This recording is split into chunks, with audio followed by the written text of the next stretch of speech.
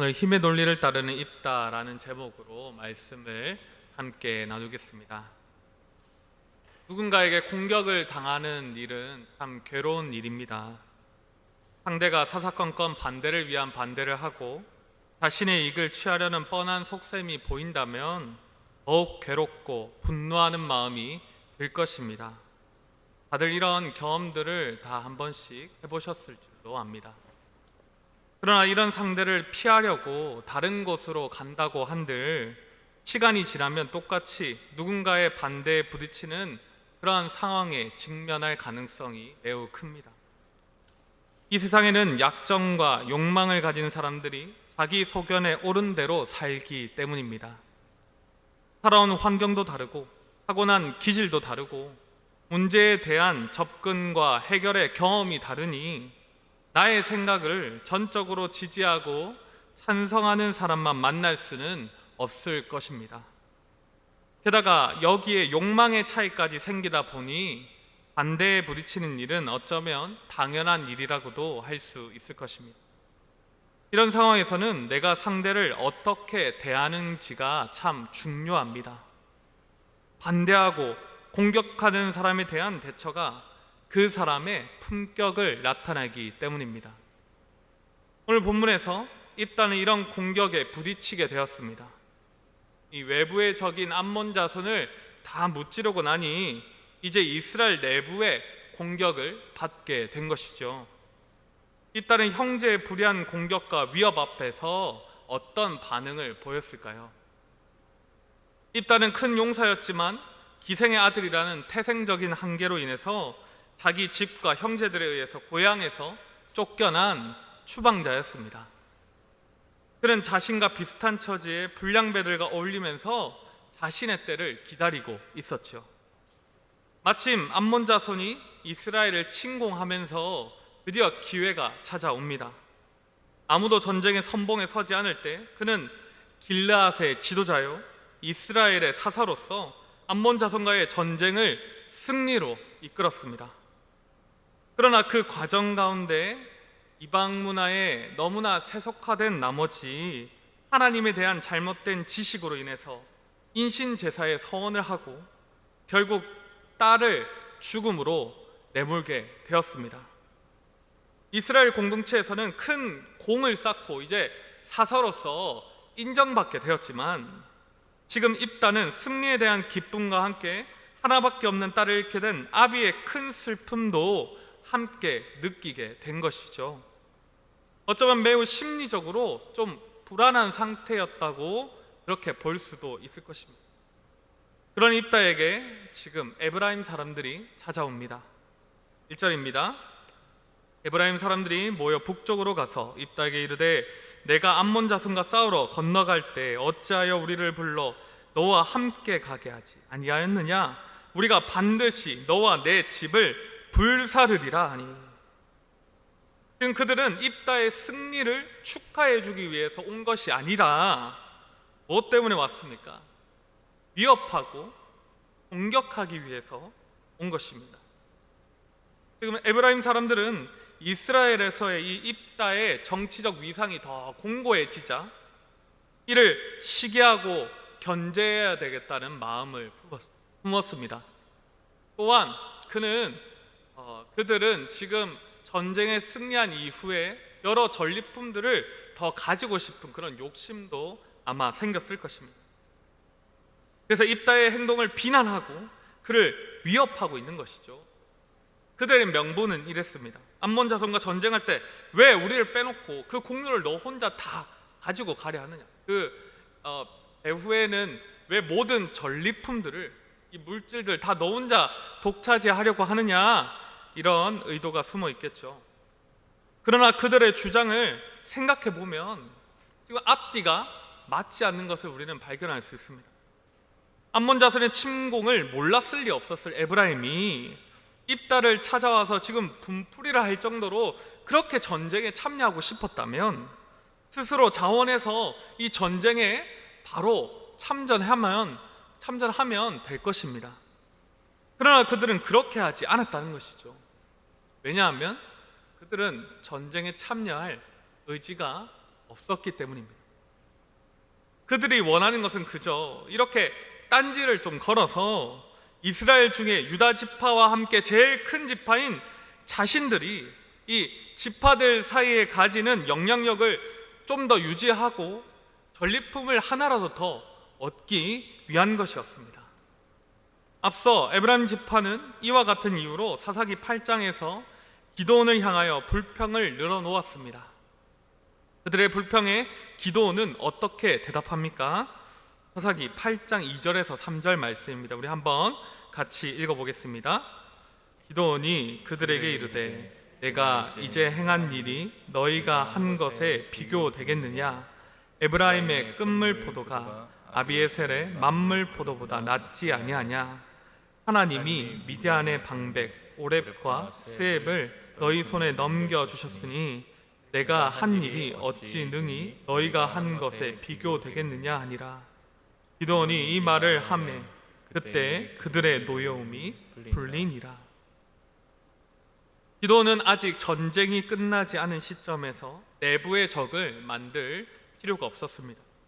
그래서 그는 자신의 몸을 낮추고 그들을 높이면서 에브라임 지파가 남은 전쟁을 마무리하고 그 성과도 얻을 수 있도록 그렇게 배려를 했던 것이죠.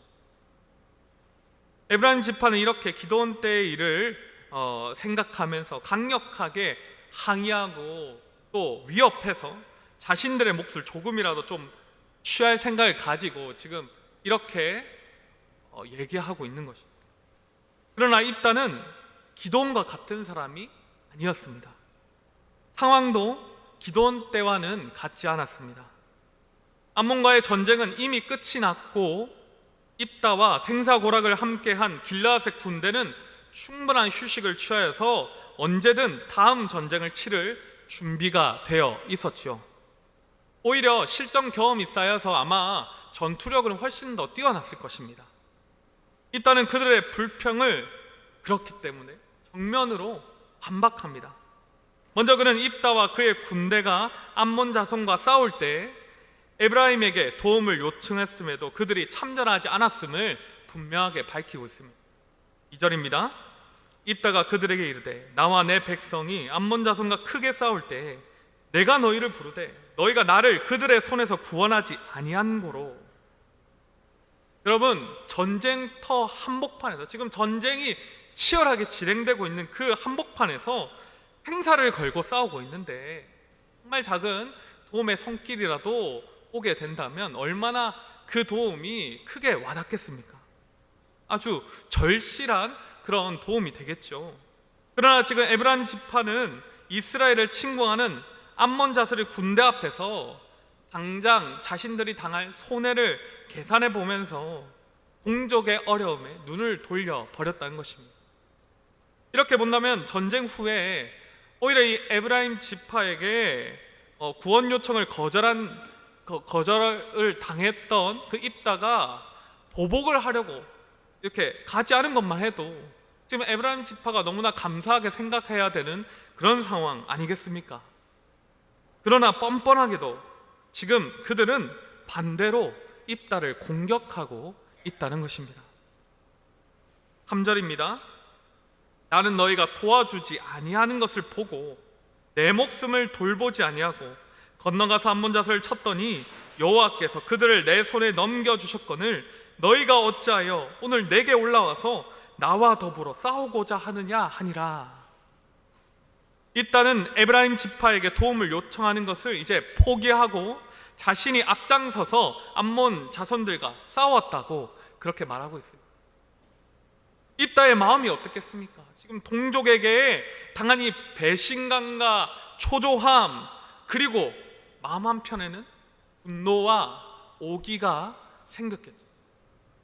그가 이렇게 급박한 상황에 몰리다 보니 인신제사의 소원까지 어쩌면 하게 된 것은 아닌가 합니다. 적반하장으로 말하는 이 에브라임 지파에게 분노한 입다는 싸우기로 결정을 합니다.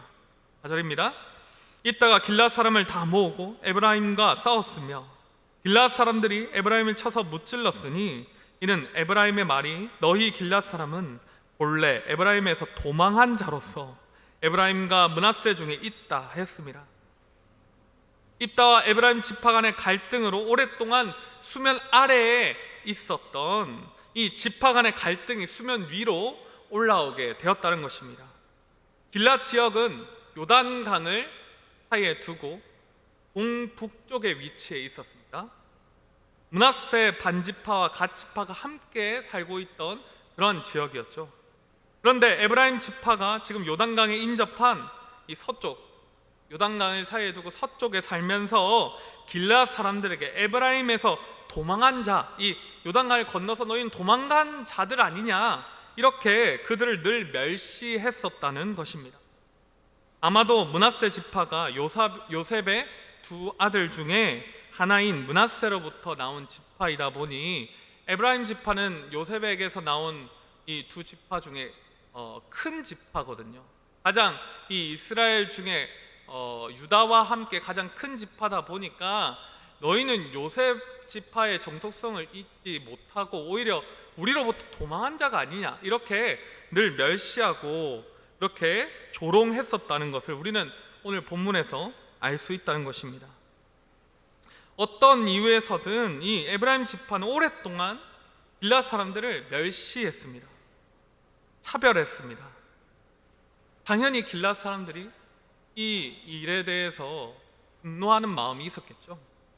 그들은 이제 복수할 기회를 얻었다고 생각을 했습니다. 그래서 에브라임과 맞서 싸워 무찔렀습니다. 그리고 요단강 나루턱을 장악하고 패전병이 된 이 에브라임 사람들을 단 한 명도 살려주지 않기 위해서 기다리고 있었습니다.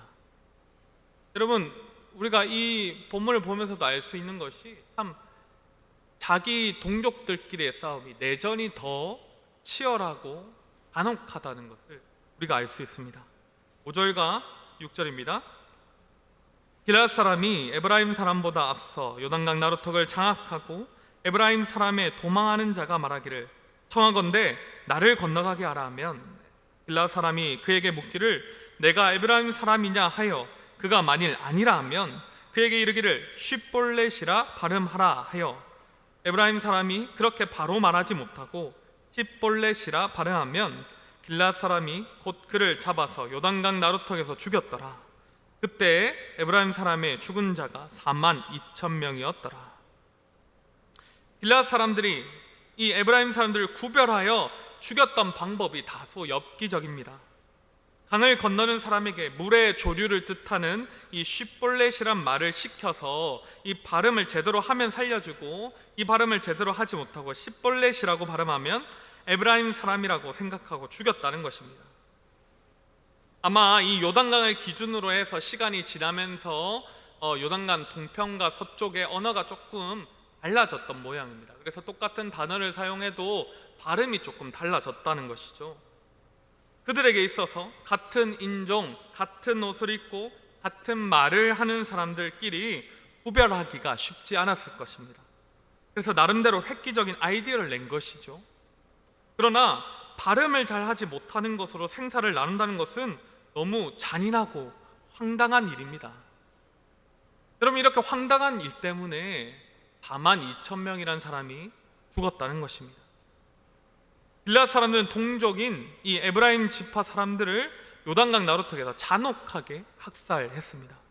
이 엽기적이고 잔혹한 이스라엘 지파 간 학살 사건은 사사기 이후에 사사기 20장에도 비슷하게 나오는데 베냐민 지파의 몰살과도 좀 비슷하게 나옵니다. 우리는 이 사건을 보면서 이스라엘 지파들 사이에 심심치 않게 이러한 갈등들이 있었다는 것을 알 수 있습니다. 그들은 이제 하나님 안에서 가나안 정복을 위해서 하나가 되어 전쟁을 치렀던 그때 그 시절과는 전혀 다른 그런 관계가 되어버렸다는 것입니다. 하나님의 백성이라는 동질감은 사라지고 서로의 이익관계 때문에 서로의 약점을 공격하고 다툼만이 남게 되었다는 것입니다. 7절입니다. 입다가 이스라엘의 사사가 된 지 6년이라 길앗 사람 입다가 죽음에 길앗에 있는 그의 성읍에 장사되었더라. 입다는 다른 사사들과 비교하면 6년이라는 비교적 짧은 기간 동안 사사로 있었습니다. 아마 하나밖에 없었던 딸의 죽음과 에브라임과의 전쟁 이후로 이스라엘의 복잡한 그런 서로 간의 관계 또 혼란으로 인해서 그는 아마 평안하지 못했던 시간을 보냈을 것입니다. 그는 지금까지의 모든 이 다른 사사들과는 달리 평화를 가져왔다는 기록이 없는 그런 사사입니다. 힘의 논리로 이스라엘을 치리했던 이 입다는 결국 이스라엘의 평화를 가지고 오지 못했고 형식적인 안정에 만족해야 했다는 것입니다. 입다의 행동을 교훈 삼아서 우리는 형제의 불의한 공격 앞에서 어떻게 해야 하겠습니까? 첫째로 우리 자신의 약점을 인정하고 겸손해야 합니다. 입다는 많은 약점을 가진 사람이었습니다. 우리가 앞서 수예배 때 몇 차례 제가 걸쳐서 말씀을 드렸는데요, 그 내용들 다 기억하시는지 모르겠습니다. 그의 성장 배경은 어땠습니까? 남에게 떳떳하게 드러내기 어려운 태생과 가정 환경으로 인해서 기생의 아들이었죠. 그런 태생과 가정 환경으로 인해서 어린 시절부터 존재 자체가 부정당하고 결국 집과 고향에서 쫓겨나게 돼버렸습니다. 그런 그의 마음속에 늘 분노와 열등감과 인정받고자 하는 욕망이 있었죠. 쫓겨나 있다가 정착한 돕 땅은 하나님의 법이 없는 이방의 땅이었습니다. 있다가 그곳에서 사람들에게 인정받는 세력으로 성장하기 위해서 얼마나 많은 갈등을 이겨내야 했겠습니까? 수많은 말다툼과 크고 작은 전쟁을 겪으면서 그는 이방 땅의 폭력적인 문화와 또 우상 문화를 자신도 모르게 그렇게 흡수를 했을 것입니다. 그는 뛰어난 외교가요, 용사요, 하나님을 경외하는 사사로서의 자질을 가진 사람이었지만 한편으로는 늘 적대적인 환경에서 살아가다 보니까 성공지향적이고 반대 세력을 참지 못하는 그러한 약점을 가지고 있었다는 것입니다. 그래서 그는 한번 자기 소견에 오른 대로 결정한 일을 반성하지 못하고 돌이키지 못하는 사람이 되었습니다. 자신의 딸을 번제로 바치고 같은 동족을 무자비하게 죽이면서까지 말입니다. 자신의 판단이 틀릴 수 있다는 생각을 그는 하지 못했습니다. 잘못된 자기 확신으로 이스라엘의 평화 없는 안정을 이루어냈다는 것입니다. 여러분, 우리에게도 이런 잘못된 자기 확신과 아집이 있지는 않는지, 형제들의 공격에 대적하기 앞서서 우리 자신을 먼저 돌아봐야 할 것입니다. 사람 중에 자기 소견에 오른 대로 살 수 있는 완벽한 영웅과 같은 사람은 아무도 없습니다. 그것을 잘 보여주는 성경이 바로 오늘 우리가 본 사사기입니다. 하나님께 능력을 받아서 이스라엘을 구원한 사사들도 강점과 약점이 있고 업적과 치부가 있었습니다. 우리는 그 누구도 그래서 영웅으로 추종해서는 안 된다는 것입니다. 신앙의 선배들이나 교회의 지도자들이나 선교자들까지도 사람으로서 가지는 한계가 있다는 것입니다. 우리가 그들을 존경하고 어쩌면 여러 가지 부분들에 있어서 우리가 본받을 것은 본받아야 하겠지만 우리는 그들이 내놓는 성과만을 보고 그들이 하는 일을 다 옳다고 여기고 추정해서는 안 된다는 것입니다. 그들을 도구로 사용하셔서 하늘의 뜻을 이 땅에 이루신 하나님을 우리는 바라봐야 한다는 것입니다. 이렇게 생각하면 반대로 우리가 존경하던 분들이 이해할 수 없는 행동을 하고 잘못을 했을 때에도 우리는 그를 비난하기 앞서서 그를 이해하고 불쌍히 여길 수 있게 됩니다. 크고 위대해 보이던 그분도 우리와 같은 연약한 사람이었음을 깨닫게 되고 그를 위하여 기도하며 그의 약점과 잘못을 맹목적으로 추종하지 않을 수 있다는 것입니다. 하나님께서 여러 약점이 많았던 입다를 사사로 사용하셔서 이스라엘을 구원하신 것처럼 그의 여러 연약함에도 불구하고 하나님의 도구로 그를 사용했다고 볼 수 있다는 것입니다. 물론 당연히 잘못된 일은 거짓 없이 드러나야 하고 문제는 정의롭게 해결되어야 합니다. 그러나 우리가 늘 염두에 둬야 하는 것은 하나님의 은혜가 분명히 있다라는 것입니다. 우리도 예외가 아니겠죠. 우리가 가진 기질로 인해서, 어린 시절과 현재 경험들로 인해서, 환경적인 영향으로 인해서, 이 시대의 문화적인 영향으로 인해서 약점을 가지고 잘못된 결정을 할 수 있는 우리는 그런 연약한 죄인입니다. 그래서 우리는 완전하신 우리 주님께 도움을 구해야 하는 것이죠. 주님의 은혜는 우리의 모든 잘못들을 말씀으로 깨닫게 하시고 우리를 바른 길로 인도하여 주십니다. 히브리서 4장 15절에서 16절은 이렇게 말씀하십니다. 우리 함께 따라 읽어보겠습니다. 우리에게 있는 대제사장은 우리의 연약함을 동정하지 못하실 리가 아니요 모든 일에 우리와 똑같이 시험을 받으신 이로되 죄는 없으시라. 그러므로 우리는 긍휼하심을 받고 때를 따라 돕는 은혜를 얻기 위하여 은혜의 보좌 앞에 담대히 나아갈 것입니다. 아멘. 이렇게 늘 자신을 포함한 사람들이 하는 행동을 말씀 앞에서 두렵고 떨림으로 우리는 돌아보고 주님께 도움을 구하고 한 걸음 한 걸음 하나님의 귀한 종으로 살아가시는 우리 모든 성도님들이 되시길 간절히 소원합니다. 둘째로 끝까지 인내하고 하나님의 일하심을 기다려야 합니다. 여러분, 힘의 논리가 무엇입니까? 하나님 앞에서 옳고 그름을 떠나서 힘이 있는 사람이 자기 소견에 옳은 대로 행동하는 것이죠. 물리적인 힘이나 또 자리가 주는 권력이나 물질이 주는 경제력으로 사람과 조직을 자기 마음대로 휘두르려 하는 것이 바로 힘의 논리입니다. 에브라임 지파는 힘의 논리대로 행동해왔습니다. 그들은 가장 이 12지파 중에 큰 지파로서 여러 지파에게 이렇게 힘으로 위협을 하면서 자신의 이득을 계속해서 취했다는 것이죠. 하나님이 왕이셔서 하나님의 뜻에 맞는 하나님의 법을 따르는 행동이 아니라 하나님 앞에서 옳고 그름이 없이 힘으로 자신의 이익을 얻으려고 했다는 것입니다. 그들과 같이 입다도 이 문제를 하나님 앞에 맡겨드리기보다는 당장 자신의 생명과 자리에 대한 도전을 힘으로 억눌러 버렸습니다. 그래서 에브라임 지파의 불의함을 지적했던 그의 말은 다 맞는 말이었지만 궁극적으로 하나님이 원하시는 이 평화의 결과를 이루어내지는 못했다는 것입니다.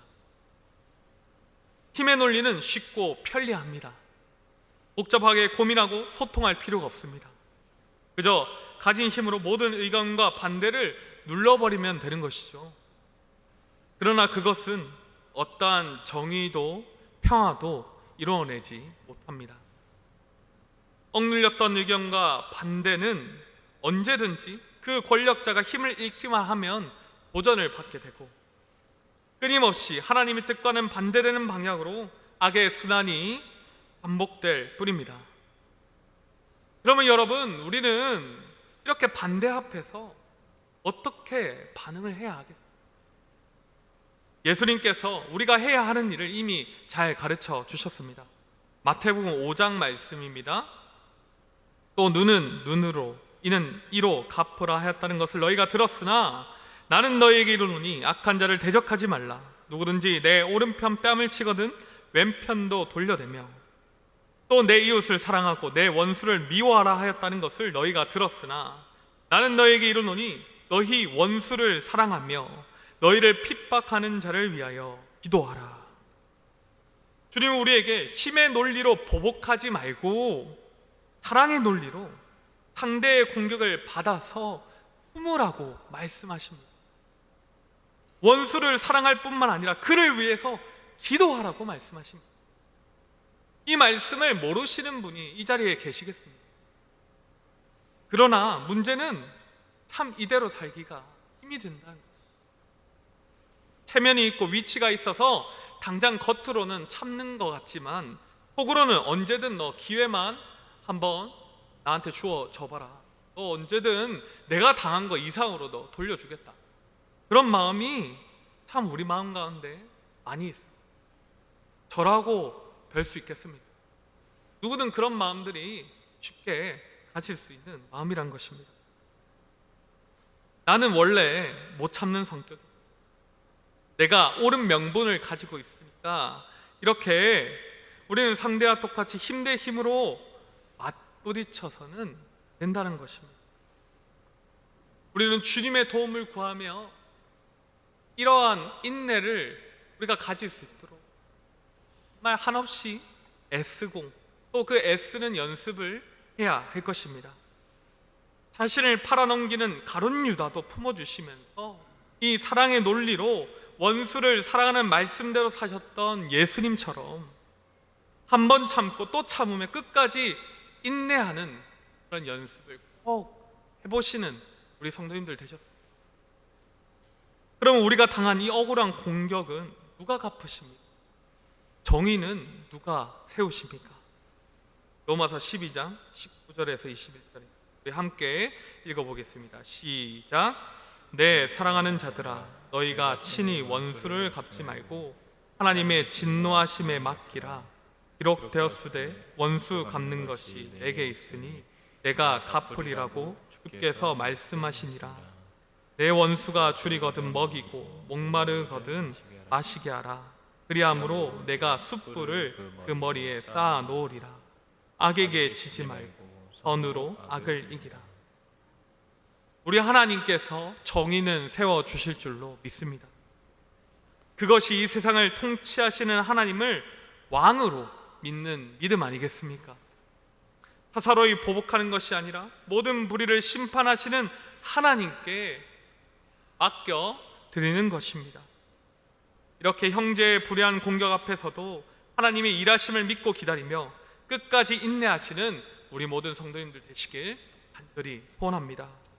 우리 마지막으로 히브리서 12장 1절에서 2절을 함께 읽고 말씀을 이렇게 정리하였으면 좋겠습니다. 함께 히브리서 12장 1절과 2절 읽어보겠습니다. 이러므로 우리에게 구름같이 둘러싼 허다한 증인들이 있으니 모든 무거운 것과 얽매이기 쉬운 죄를 벗어버리고 인내로써 우리 앞에 당한 경주를 하며 믿음의 주요 또 온전하게 하시는 이인 예수를 바라보자. 그는 그 앞에 있는 기쁨을 위하여 십자가를 참으사 부끄러움을 개의치 아니하시더니 하나님 보좌 우편에 앉으셨느니라. 아멘. 이 일뿐이겠습니까? 우리가 견디고 믿음을 가지고 땅에서 살아야 하는 일이 가지 면에서 있을 것입니다. 그 가운데 우리 자신의 약점과 한계를 인정하며 인내와 사랑의 본을 보이신 예수 그리스도를 바라보셨으면 좋겠습니다. 겸손히 사랑의 논리로 주님을 닮아가는 우리 모든 성도님들 되시길 간절히 소원합니다. 일단 이 나눈 말씀을 기억하시면서 말씀을 붙들고 함께 이 찬양을 드렸습니다.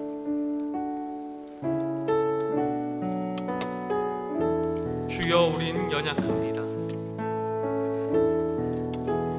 주여 우린 연약합니다. 우린 오늘을 힘겨워합니다. 주 뜻 이루며 살기에 부족합니다. 우린 연약합니다. 주여 우린 넘어집니다.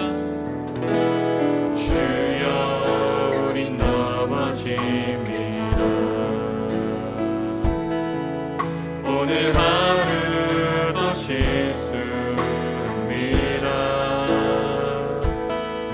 주의 긍휼을 구하는 죄인입니다. 우리 주만 바라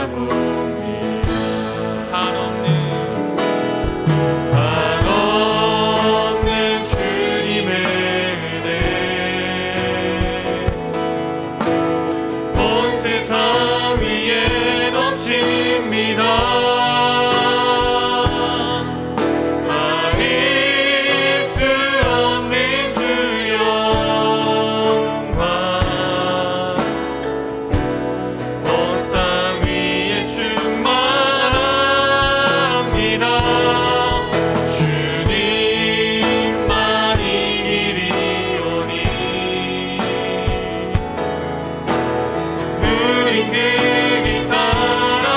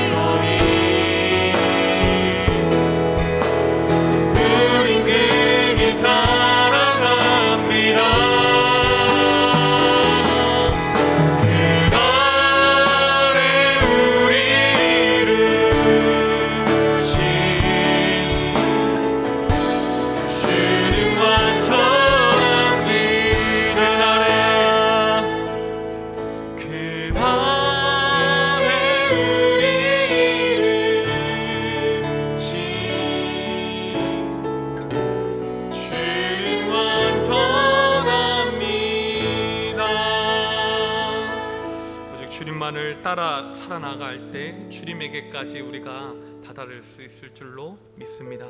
주님이 우리를 온전케 하실 것입니다. 이 시간 함께 주신 말씀을 붙들고 기도할 때에 형제의 불의한 공격 앞에서도 힘의 논리로 보복하기보다는 자신을 먼저 돌아보고 우리 자신의 약점을 인정하며 겸손히 주님께 도움을 구하게 하여 주시옵소서.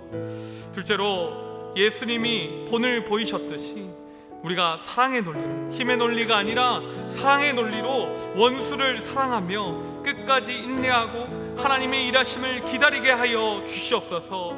이 시간 들은 말씀을 가지고 함께 간절히 기도하시겠습니다. 주여 아버지,